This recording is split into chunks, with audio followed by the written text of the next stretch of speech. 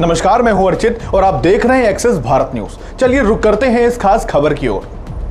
पूर्वोत्तर के सबसे महत्वपूर्ण राज्य असम से बड़ी खबर सामने आ रही है। 2026 के विधानसभा चुनावों के नतीजों ने एक बार फिर साबित कर दिया कि असम में फिलहाल भारतीय जनता पार्टी का कोई विकल्प नहीं है। शुरुआती रुझानों और नतीजों में बीजेपी नीत एनडीए ने स्पष्ट बहुमत हासिल कर लिया था। गिनती के पहले कुछ घंटों में ही बीजेपी 83 से ज्यादा सीटों पर बढ़त बनाकर विपक्ष से मीलों आगे निकल गई, जबकि कांग्रेस महज 27 सीटों पर सिमटती नजर आ रही थी। आखिर हिमंता बिस्वा शर्मा ने ऐसा कौन सा करिश्मा किया कि विपक्ष की हर रणनीति फेल हो गई? आइए जानते हैं असम में बीजेपी की इस महाजीत की इनसाइड स्टोरी क्या कुछ कहती है। असम में बीजेपी के इस जीत के सबसे बड़े नायक मुख्यमंत्री हिमंता बिस्वा शर्मा हैं।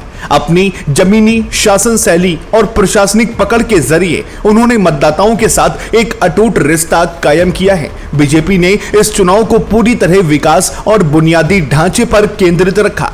सड़कों का जाल, नई निवेश परियोजनाएं और अरुणोदय जैसी योजनाओं के जरिए महिलाओं के खातों में सीधे पैसे भेजकर बीजेपी ने एक मजबूत साइलेंट वोटर बेस तैयार किया। लेकिन जीत सिर्फ विकास से नहीं मिली, इसके पीछे पहचान की राजनीति का भी बड़ा हाथ रहा। बीजेपी ने अवैध घुसपैठ और सांस्कृतिक पहचान के मुद्दों को मजबूती से उठाया, जिसका जवाब विपक्ष के पास नहीं था। दूसरी तरफ कांग्रेस के नेतृत्व वाला गठबंधन बिखरा हुआ नजर आया। गौरव गोगोई के प्रयासों के बावजूद कांग्रेस की आंतरिक कलह और संगठन की कमजोरी साफ दिखी।